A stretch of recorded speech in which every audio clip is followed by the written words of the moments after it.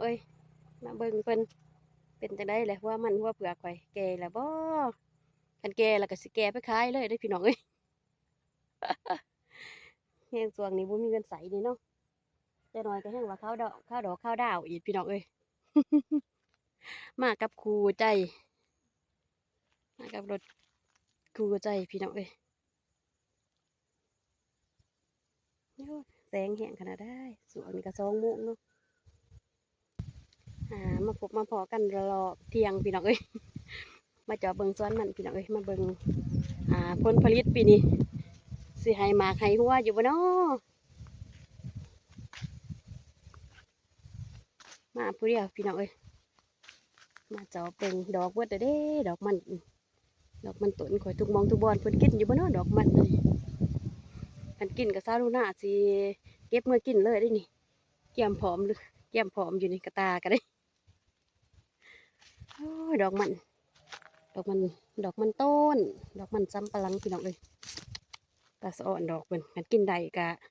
ซาลูน่าสิเก็บมาจำแจ่วพี่น้องเอ้ยมักแต่ได้จำแจ่วปลาแดกถ้วยเก่า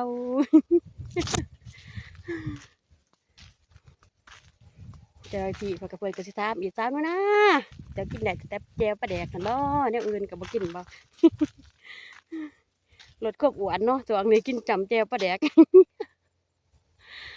บ่แม่นดอกเนาะอาหารหลักเลย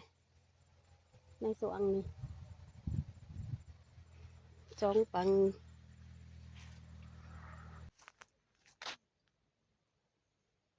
กราบสวัสดีสบายดีเด้อพ่อแม่พี่น้องเบิดสุหม้องสุบอนเนาะบ่ว่าสิว่าอยู่ในฝั่งลาวฝั่งไทยหรือว่าพี่น้องทางต่างประเทศพี่น้องเอ้ยกลัวเพิ่นสิโรคได้แล้วหรือบ่เนาะมาเจาะเบิ่งก่อนพี่น้องเอ้ยคันโรคได้ก็โอ้ยเนาะแฮงช่วงนี้อ่ากระเป๋าเขาเอิ้นว่าจะได้กระเป๋าตังแป้อยู่พี่น้องเอ้ยกระเป๋าตังแป้อยู่พี่น้องเอ้ยมากวาดเบิ่งคันว่าโรคได้ก็สิ้นเดือนนี่ก็สิโรคเลยเนาะว่าเพิ่นใหญ่ดีแล้วบ่เนาะเอ๊ะทดสอบเบิ่งก่อนโอ้โอ้ย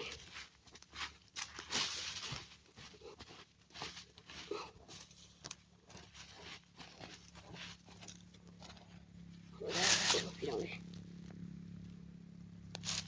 ยังโอเคอยู่เด้เนาะ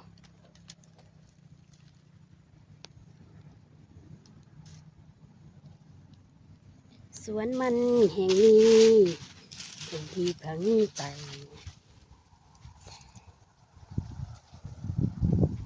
แสงแสงตะเวนตกเนาะ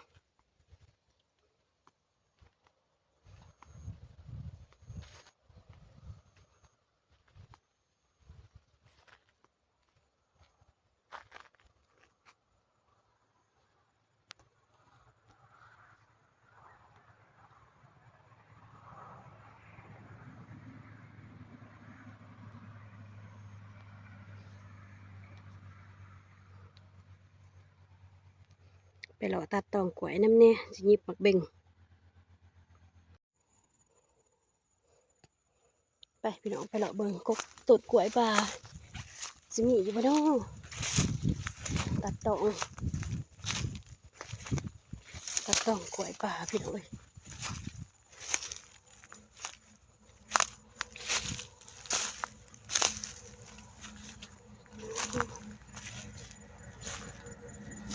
เดี๋ยวนี้สวนเขาบ่ได้เฮ็ดมันล่มเนาะมันล่มแล้วก็บ่มีตองบัดนี้จังได๋ล่ะ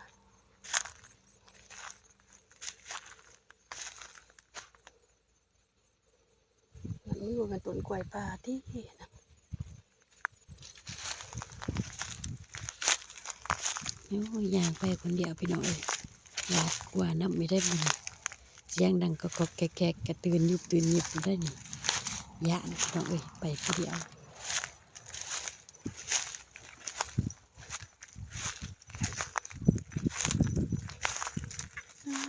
จีขาเปิดเนาะต้องขวายนี่ก็ได้เป็นมันเหือเข้าพี่น้องเอ้ย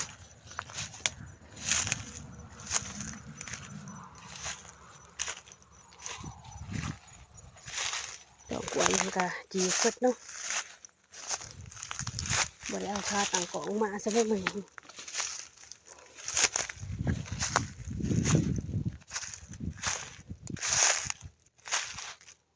ตองกล้วยพี่น้องเอ้ยสิตัดตองกล้วยแล้วบัดนี้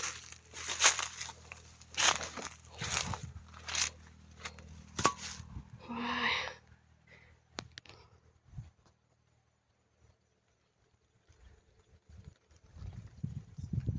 ตกมาช่วงบ่ายๆมื้อนี้ร้อนเนาะยามเช้าก็ยามแลงหนาวช่วงเช้าก็หนาวจนฮอด10 โมง10 โมงเช้า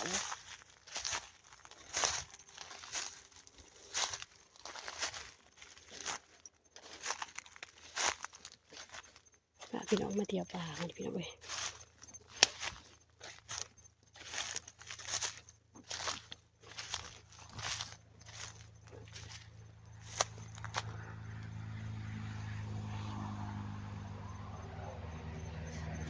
มีบ่ทางไปทางนี้หาตัดต้นกล้วยพี่น้องเอ้ยกูเกลียดกูบ่ได้ถ่ายเนาะ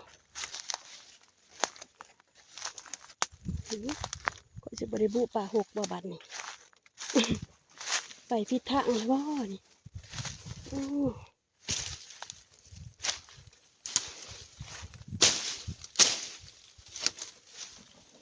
อีกทางไปเด้อก็สิไปเด้อ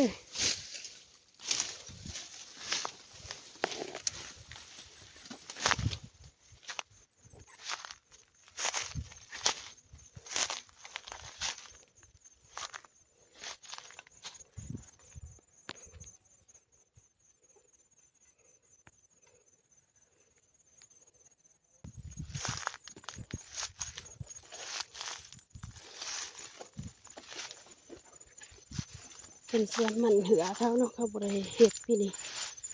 เจ้าของเขาเวียกงานหลายเลยบ่ได้เฮ็ด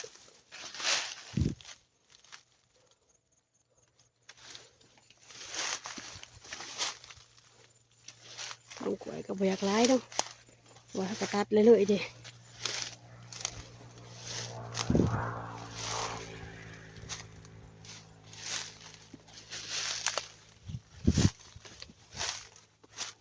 โอ้โหปีพวมโทษเนี่ยเห็นแจ้งอยู่บ่พี่น้องมันก็ออกกระตะเวนเนาะ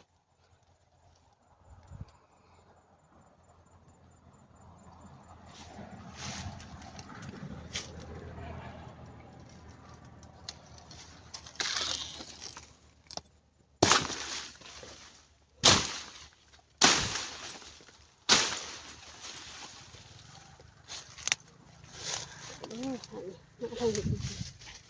ใหญ่เนาะอืม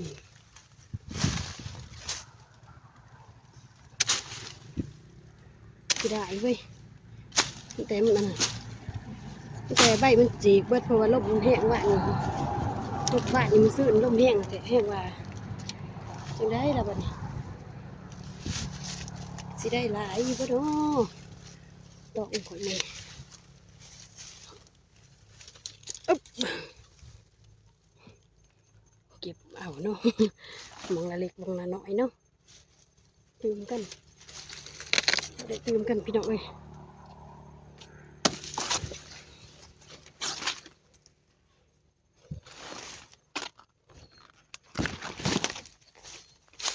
มาจอบเบิ่งสวนแล้วก็ตัดตองมาเลยพี่น้องเอ้ยพอได้หยิบมักเว้งมันสินเด้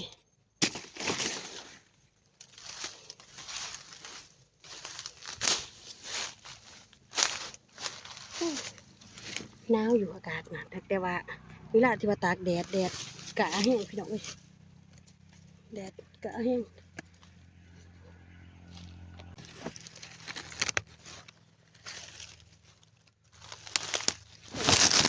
โอ้ยเดี๋ยวเจอน้ำอีกพี่น้องเอ้ย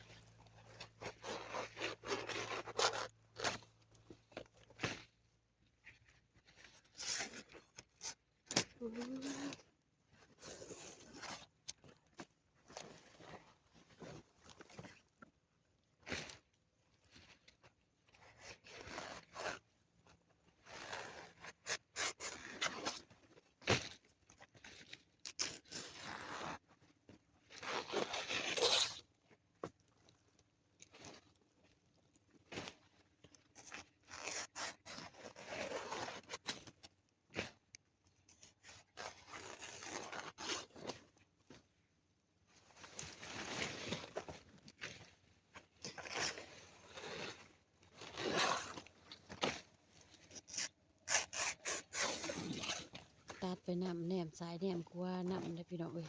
ไปคนเดียวได้พี่น้องเพราะว่าได้ยินเสียงกบกกากได้กับแหนมได้เนาะหยานคือกันได้เว้ย ไปคนเดียวเลยจะได้หยานโคตรดีเลยพี่น้องเอ้ยมางวดก่อนนี่จะตองงานพี่น้อง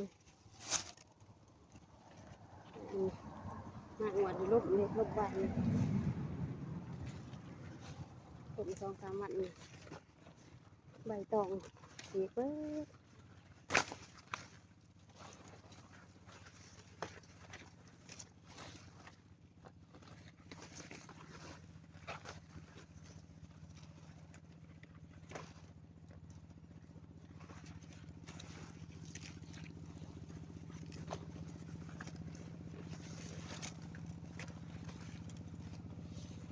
ตัดตองแขนส่วนมัน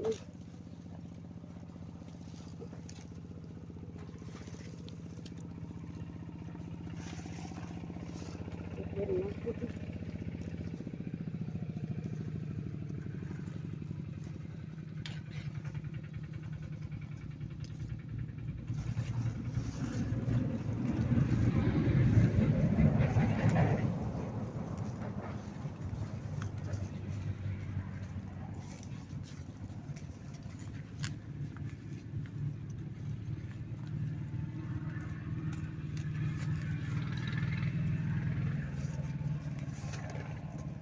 เรียบร้อย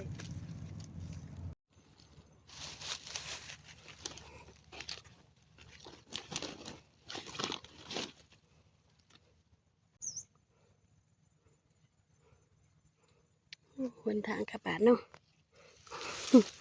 ลุยป่าลุยดงมันนี่พี่น้องเอ้ยจอบสวนมัน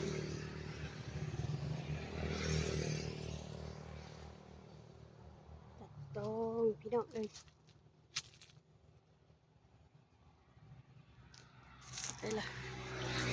แป้งอีกป่ะเนาะ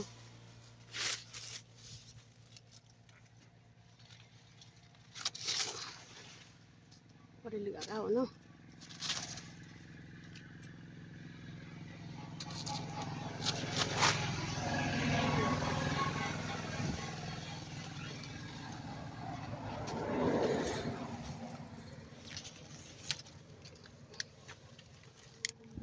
มีทางต้นกล้วยป่าต้นกล้วยบ้านอยู่ใกล้กันเนาะเดี๋ยวเขาเสียแต่กล้วยป่ากล้วยบ้านเขาก็ไม่ได้เอากล้วยอันน่ะกล้วยทะนีกล้วยทะนีเพิ่นโอ้กกระเพาะเพิ่นงามมาดิพี่น้องเอ้ยกระเพาะเพิ่นตัด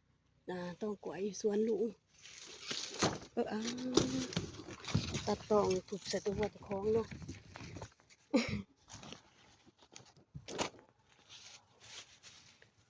จังไดล่ะสิเขาไปทางนั้นได้บ้านนี้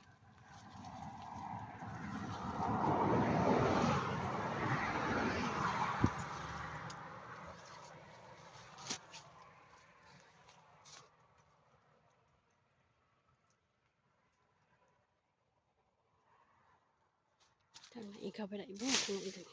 เด็กจับอยู่เนาะ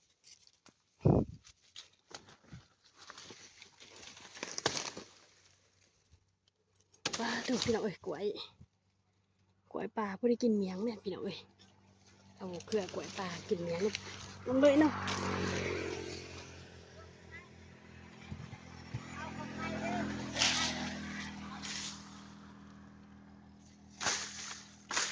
ทางเขาไปก่อน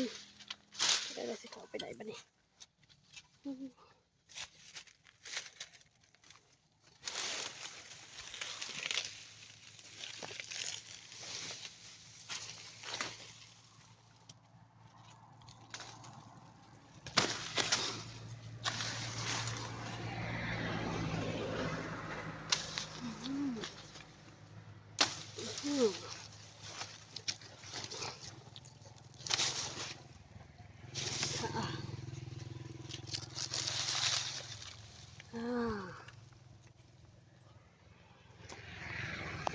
อย่างนู้น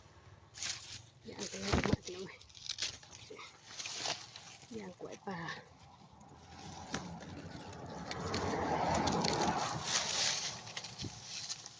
ถูกมากินอย่างหัวสิไข่พี่น้องเอ้ย ได้เมียงแล้วเด้บัดนี้ได้เมียงแล้วพี่น้องไปอ่านก่อนอุ้ยไปถือกันเลยเด้อทางแล้วก็เนาะ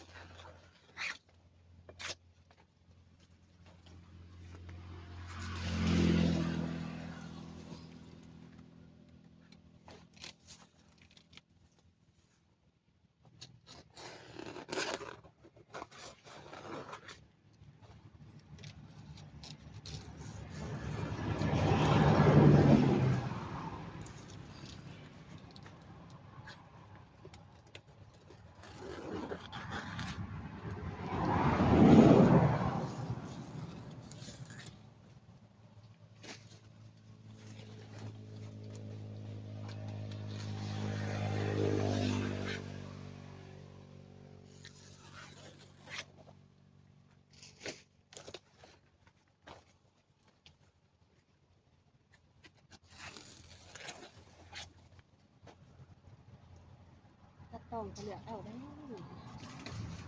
แต่เป็นต้อง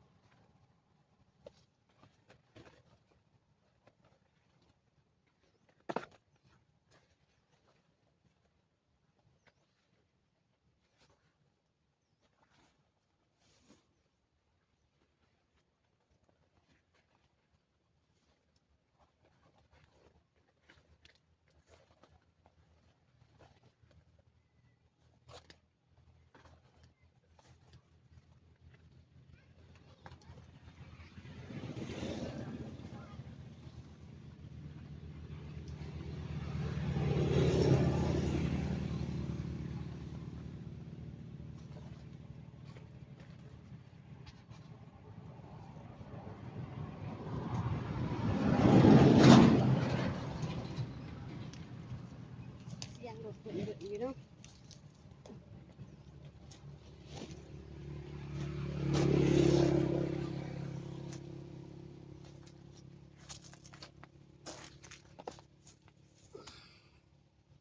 อะไรเนาะอย่าง